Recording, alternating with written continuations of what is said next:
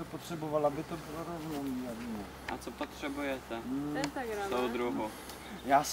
Víte, já jsem totiž přečetl v Gerlašově grimoáru o Applecraftově invokaci.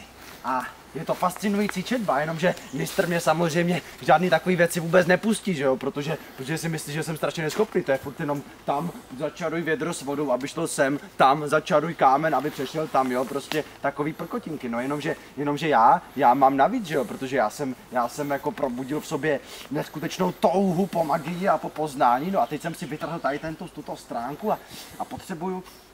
Je to primitivní, je to úžasně lehké, dělám takové rituály normálně 2krát denně, ale nějak teďka tady s tímto si nevím rady, protože teď nevím, Maria, padá hůlka, včera se zlomila něco prostě špatně, teď zvládl jsem si namalovat ten vnější kruh, ale teď bych asi potřeboval, já nevím, potřeboval bych 6 lidí, ale to koukám špatně, protože vás je 1, 2, 3, 4, 5, takže to nepůjde, to je špatný.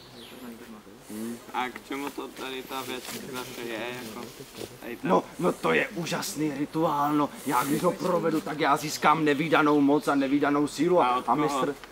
No přece ze sfér, no to přijde, to ke mně přijde, to já budu najednou všecko umět číst, psát i mluvit latinsky, já bych se stal velkým mágem a konečně uznávaným a mistr by to musel konečně taky uznat, by mě dal ten zatracený vyruší liš, tam taky učím 50 let. No hruza. A je tady někdo z vás, kdo je aspoň trošku magicky nadaný? To budu já. Ale ty magio, ty no. Ale to já ovládám víc magie. Ale to snad nevadí. Tak si jednoho z vás vyberte a pojďte mi s tím, prosím vás, pomoct. My se poradíme, jo? Pane, my se poradíme. Dobře, poraďte se, ale hlavně honem, protože mistr na mě čeká, já to pak musím vrátit, aby to nepoznal. No, já si nemůžu jen tak učit svitek, to se mi zachce, že jo. Já musím vracet. To nejde. To by na to mohl taky přijít a to mistr, když se rozlobí, tak to mě třeba promění na celý týden na králíka. To je hrozné, jednou mě málem snědl.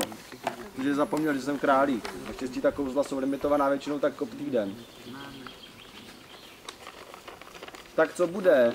Počkej, soudruhu, počkej. Času dost. Čekej, magičů.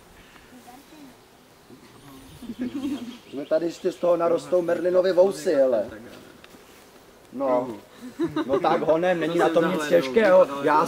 Já sešlu kouzlo, abych viděl, co tam nahoře děláte. Je to úžasně jednoduché, no tak přece mě tady v tom nenecháte takto trpět. Co? Všichni 4, co tady stojíte, no, tak co? Tak mám jít já. No pojď, neboj se toho. Toto zahoď, to nebudeš potřebovat. Ale zahoď to. Toho fakt bojím. Tak si to dej někam za opasek. A kam? Ale dej si to za, prosím tě. Ale zahoď to tak. Počkej.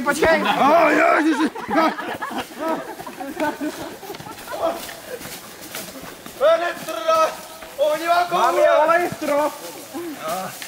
Penetra odhození! Takový divný je doma nemáme. Díkování! Ježišmarja! Ohnivá koule! Duchové moji! Ano! To si snad ze mě děláte legraci! Volám všechny sféry! Co do mě bučíte? Toto je přece hrůza! Umírá! Bacha, duchové za náma!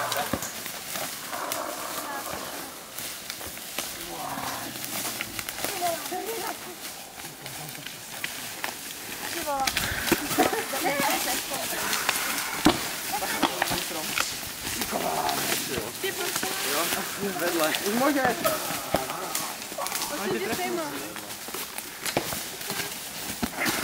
Bumdada. To se... Úplně jedno, co je. Aby si ho krývnejší kopřivoval. Já jsem to můj spoluhráč. Ale já jsem... Ježiši, tak mě... Počkej, co dělá? Nebo jako... Ale je odčerovaný. Počkej. Dej si lístru. Ne, útočí na půl boju. Dej si leknout. Jo, počkej, teď nebudete mě jebrat. Umíš to mít?